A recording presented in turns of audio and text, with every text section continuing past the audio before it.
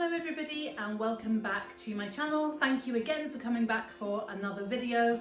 I'm getting a lot more comfortable sitting behind the camera now and I'm really enjoying making these YouTube videos. So I'm really hoping that you guys are enjoying watching them.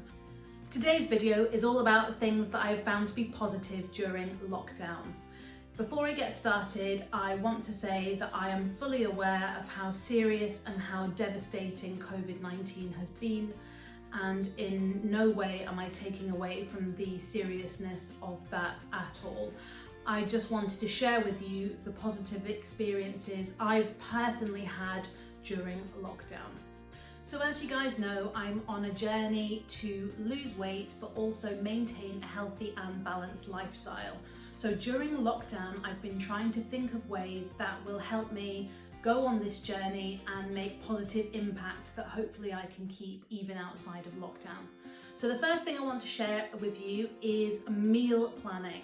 So this is something that I never really used to do. I used to just go to the shop and buy food that I liked and then think about putting it together. But during this time, what I've been doing is working out what meals I want to eat during the week, write down them in a list, and then write down a list of the ingredients to go and buy. So when I go to the shop, I'm completely focused on buying the correct things and I'm not getting tempted by going into aisles that I really don't need to go in, or even looking at foods that I really shouldn't be looking at.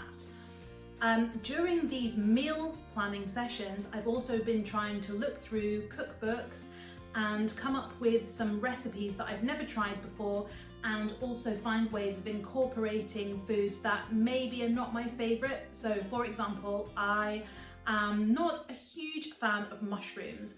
It depends on how they're cooked and what their texture is, if I'm into them or not. I know that sounds really weird. Hopefully some of you guys will relate to that.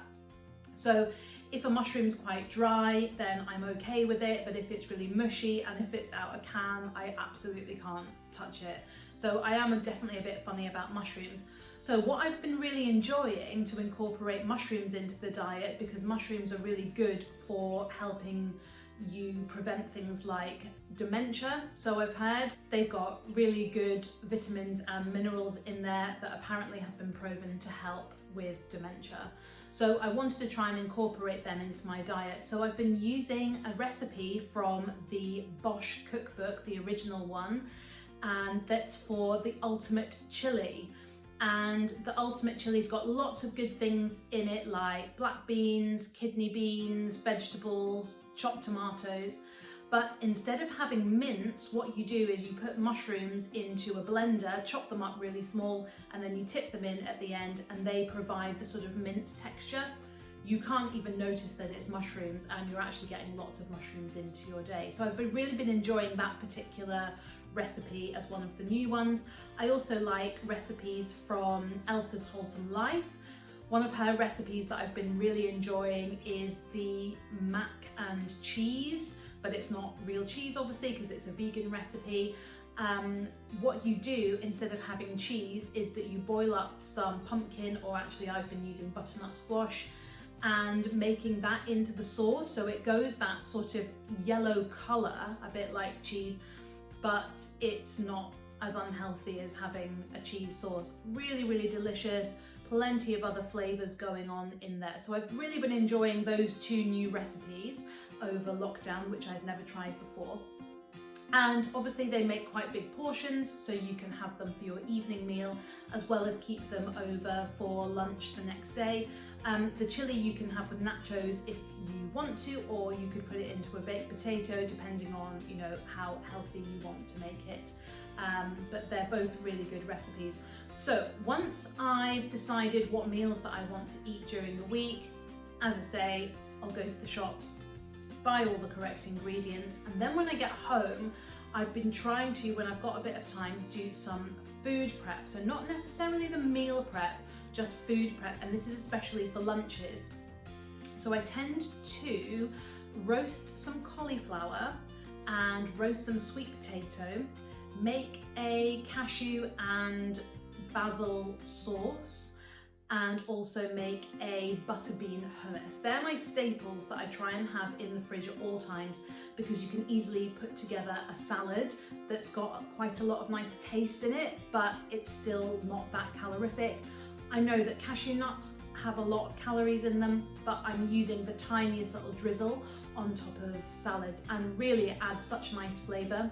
If you want to know any more about those foods that I've mentioned, or you want the links to the recipes maybe in my next video, I've been thinking about doing a cooking video, so that might be something that I can show you on another video. But basically, having things in your fridge that you can just grab, carrot sticks cut up, celery cut up, things already prepped and chopped up when you have time. So in the moments where you don't have time, you're able just to grab those things and put a healthy meal together. So that's been brilliant. That's been really good from a food point of view. And I found that I've not been snacking. I don't know what's happened to me, because I used to be the champion snacker. If there was chocolate, if there was crisps, I would be after it all the time. I tend not to buy those things. I do buy seaweed. It's the Itsu seaweed, and that's really good for your vitamin B12, which is something that's difficult for all people to get. Even if you eat meat, B12 can be very difficult, especially for women over a certain age, to absorb. So that's a really good source of B12. My husband absolutely loves those seaweed sheets and nori sheets. He tends to eat them all, and I'm like, I need to eat them, but he's eaten most of them. So that's something that we will have as a snack, and they're very, very low in calorie and quite good for you. So there's a lot of different things there that I've mentioned, which I might do in a separate video. So that's all the things about food that have been going well. So the next thing that I've been doing is working out at home. Now, I've never really done this before. I dabbled in it when Joe Wicks first started doing his morning workouts at the beginning of lockdown, but I kind of tailed off with that because it was at the wrong time of day for me. So what I have been looking into is online workout classes and yoga videos. They've been the two things that I've been going to. As I've mentioned to you before, I run on a Monday, Wednesday and Friday, and on the days that I'm not running, I've been looking to do something other than going for a walk, and classes have been really helping. So I've been doing a full body workout class, which is for 30 minutes, and also a core blast class, which is also for 30 minutes. And then just whenever I want to during the day, I will normally click on a yoga video and have a little go of trying out some yoga. I'm really not very good, but you know, we've all got to start somewhere. I've been following Yoga with Adrienne and Sarah Beth Yoga, and they've been great. They've been helping me work my way through all the different moves. Some of it gets very difficult, but I've been sticking with it, and do you know what? I do feel a little bit stronger, a little bit trimmer from doing those things. So that's given me an insight into how I would work out at the gym. I've not really been to the gym. Years ago, I did go for a bit, but I never really stuck with it at all. And the idea of going back just fills me with dread. So that's a really good way to get into working out without actually having to go to the place that fills you with anxiety. So I would highly recommend you to just look something up on YouTube, or more ideally, probably a guided class with an instructor who's watching you through Zoom or Skype or any of the videoing platforms that there are. But that's definitely something that I've really got into and I've improved on. And there's something quite nice about coming into the room, rolling out your mat and just having a little bit of time on your own or with your screen that you can do a workout, and you know, it's a good way to do it at home. So that's definitely something that I will be keeping up with after lockdown. So the next one is gardening. Now, I'm very lucky that I have a garden. I am fully aware not everybody has a garden, and it must be really tough when the sun is shining and we can't go outside. I have full sympathy for you. I really enjoy getting out into our garden, and we've got a nice table and chairs where I try and eat as many lunches out there as possible when the weather's nice or I've got the time to, and that's just really nice in itself, getting outside and getting a little bit of sunshine.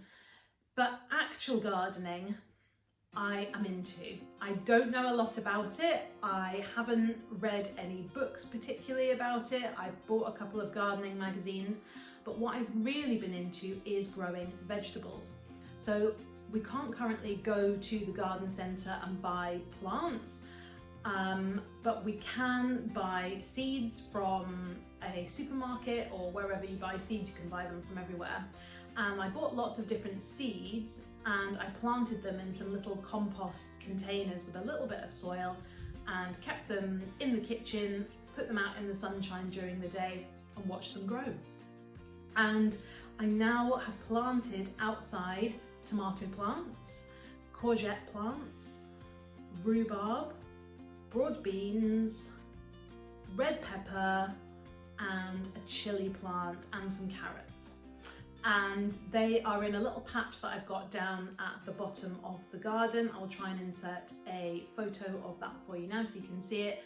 And I've just made most of these raised beds out of old, we got some slabs delivered last year, and I just kept the slabbing like container that it was in and lined it with some old roofing, and that I've used for growing the courgette because I know the courgette plants get quite big.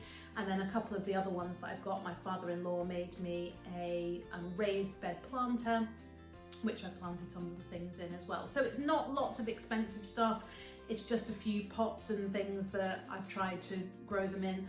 And I had a bit of a go last year, really enjoyed it, and then this year I've been so into it. It's great to know every day that you've got that responsibility of looking after your seedlings and now your plants, making sure they're watered, making sure that you bring them in at night, making sure that they've got enough warmth, that they can grow, making sure they've got enough light. All of those things, I've really enjoyed the responsibility of that, and I definitely want to do more in the garden. I can just think every year I might add a little bit more and a little bit more into what I've been doing. So getting out there and gardening, even if it's just growing one or two small things, I would highly recommend it because it's so satisfying to see the seedlings grow into tiny little buds and then into plants, and then hopefully in the summer I'm going to have some full-on big tomato plants and be reaping the rewards of the tomatoes. So that's been gardening and I've really enjoyed that. And you know what, I would actually go as far to say that that's been really beneficial for my mental health, that I have tasks to go and do outside in the garden, and just pottering. I love pottering, it's absolutely brilliant. Like, put your flip-flops on, your slippers on, whatever it is, you know, put on your scruffy old clothes and get pottering around the garden. Love it, absolutely love it. So I can highly recommend getting into gardening. Okay, the next tip is probably not for everybody, but for me personally, it makes a big difference, and it's keeping the house tidy. So I have spent a lot of time in this house decorating, planning, sorting out the rooms in the house. We've only got a certain amount of them done. This room in particular was nothing like this when we first moved in. There was all kind of textured anaglypta wallpaper. The floor had suspicious looking marks on it. It was just not cute at all. And so we have renovated this room. We're in the process of renovating other rooms in the house. And I love this room. I absolutely love it. And it makes me really happy when it's tidy and everything's in its place. I feel like it can help me think more clearly. It can help me be more creative. I sit in this room and I'll plan out my videos and do some of my other work, and I feel really inspired because I love everything about the room. You know, I'm not going to go all Marie Kondo on you and start talking about sparking joy, but you know, it's nice to have things around you that you really like. For example, my gold phone. So my husband absolutely hates the gold phone. He thinks it's stupid and retro and he's not into it at all, whereas I absolutely love it. It might be silly, but it makes me happy and I just like looking at it, and I just love the gold and it goes in the room. Anyway, so keeping everything clean and tidy, and as much as you can. Obviously, it's not possible when you've done a big cook up and you've got loads of dishes everywhere, then just do what you can with them. It doesn't have to be perfect all of the time, but some rooms are easier to keep clean than others. And we obviously don't have children, so I know that makes it so much easier. But try and, even if it's just one room, try and keep the space as clear as you can, because you will feel productive and happy when you go into that room and everything's looking the way that you pictured it in your head. The next thing that I've really appreciated during lockdown is having a dog. I absolutely love my Labradoodle Scout. She is my little baby and I love her, and I think about her all the time when I'm not with her. During lockdown, we've been together all the time. We only part company really when I go to the supermarket. She's usually with me and has her head on my foot and follows me around all day long. We go out for lots of walks. I take her on the runs with me. We're always together, and I feel really, really appreciative of having a dog during this time, because she makes me keep in the routine. There's not any nights where I've been to bed at 2 o'clock in the morning and woken up at midday, because I can't. I've got to be up and going out for that run, going out for the walk, feeding her, doing all the right things to make sure I'm looking after her properly. And that's really helped during lockdown, that I have to keep going for her. Obviously I've got my husband as well, but he doesn't need looking after, he's self-sufficient. But we both could easily get into bad routines if it wasn't for Scout. So I feel super happy and super appreciative of having a dog. If you're thinking about getting a dog, then I highly recommend it, as long as your circumstances are right for the dog and you are able to provide them with everything that they need. It's just the best kind of feeling, and I absolutely love having a dog. And I've mentioned this to other dog owners actually during lockdown, and they've agreed with me. You've got to get up, you've got to get out there, you've got to feed them, you've got to do all the right things and make sure that they're well looked after during lockdown. So I definitely put a lot of my staying in routine down to having a dog. The final thing I want to mention is not really weight related, but it's definitely helped with my mental health during lockdown, is using video calling. Now, I'm sure we're all really aware of Skype, Zoom, WhatsApp video, FaceTime, Microsoft Teams, all these different things that people have learnt to use. I hadn't heard of Zoom before lockdown, I had no idea about it, and now I use it all the time. Just last night we were doing a quiz where I was quizmaster and I was sharing my Zoom screen so that everybody could see the quiz that I'd put together. And that was brilliant. It was bringing us all together and we had a really nice evening just chatting. My family live around the world, so we use Zoom now every other week to have a chat and just check in on everybody. It's good. And my husband's family, we speak to them very regularly on Zoom as well. So it's great to keep in touch with people. If I'm honest, before video chat, I would never use like FaceTime on my phone or anything, because I don't really like chatting on the phone. A couple of people I do, so I chat to my mum and my sister and one of my friends on the phone quite regularly, but everybody else I just text them, because I just don't really like chatting on the phone, especially if it's a withheld number, because I don't know, you just always think, oh no, what's this going to be, and I hate it. So that's definitely something that I want to keep up, because even when we're out of lockdown, it's not like you're seeing every single one of your friends all the time. There are going to be times where you're not able to see them. So video calling does add an extra dimension to the conversation. So I definitely think that's something that I'd like to keep up after lockdown ends. So that's all the things that I can think of for now that I've really found to be positive during lockdown and that I'm going to strive to keep after lockdown is over. I really hope that you and your family and your friends have stayed safe at this really impossible and unbelievable time. It's very difficult to talk about positive things when I know that the world is suffering in the way that it is, but I hope that you can go with me on this positive outlook on the situation. And what would be great is if you could write in the comments below any things that you found to be a positive that's come out of your lockdown experience. Thank you so much for watching this video, and I shall look forward to seeing you on the next one. Bye!